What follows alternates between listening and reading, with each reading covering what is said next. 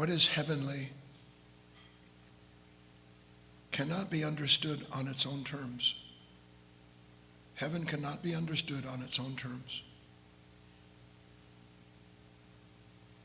Heaven is understood through its reflection on this earth.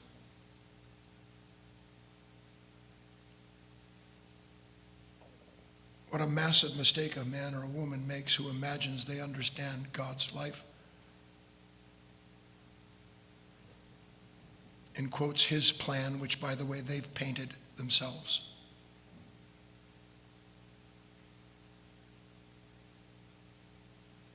And that's why the teachings are and always have been what they are. Parables, ways of showing how things reflect one another.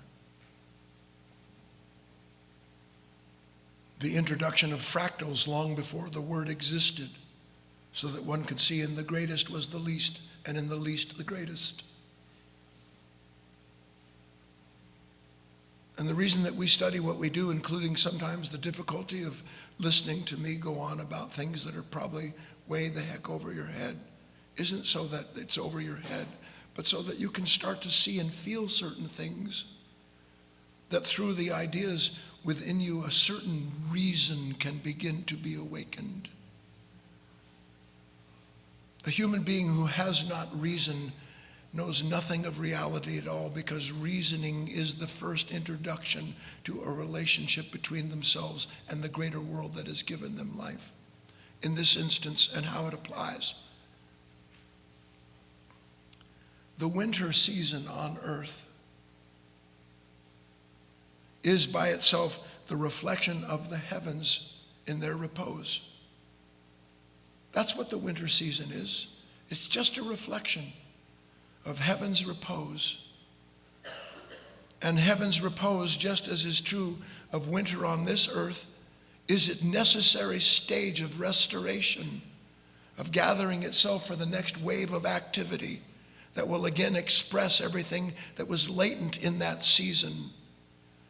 And when you don't understand that, then you look at moments where maybe because of your work, you meet this emptiness inside of you, and you go, oh, this emptiness, this terrible emptiness. And you don't understand because you haven't the capacity yet to reason and understand, as above, so below.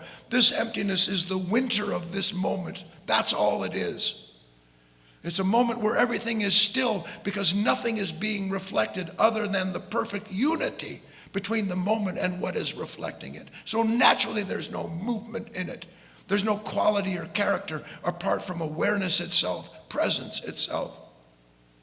And as you can start to understand that and use the mind at this level, which we have to do, without the ability to reason our way into an understanding of the relationship between heaven and earth, there is no capacity to understand the relationship. Because you'll see heavenly things, but you won't understand how they apply to you in this world when something challenges what you think this world is about. You get quiet and you suddenly feel empty. You don't want the emptiness. You start painting it, thinking about it, how to fill it, why you're empty, what should have happened that didn't, instead of understanding the divinity of that emptiness, which is the perfect reflection of the soul, of this nature and what it is being shown about. Listen, not being shown about itself, that's the problem, the inner relationship of words. It isn't something you're being shown about yourself until yourself is the thing showing it to you. Then it's a unity. Then you understand the purpose of it. But until then, it's you thinking about what you're being given to see. And the reason you think about what you're being given to see is because something in you opposes it. And so then you start to understand what man taking thought, which person taking thought can add 1 cubit to their stature, is exactly the same passage as do not resist evil. Do not oppose what opposes you. Because the only reason that you take thought is because something's opposing you. Pure and simple. And it's not you taking thought. It's the one who made the image in its own image and then wants to make the image match better what it needs to match in that moment. There's nothing that happens on this planet. There's nothing that happens in you or me. Not one thing that isn't a reflection of creation in time. And the reflection of creation in time is heaven showing itself through that creation. And if you'd understand that, you would be part of the creation and part of the Creator's life.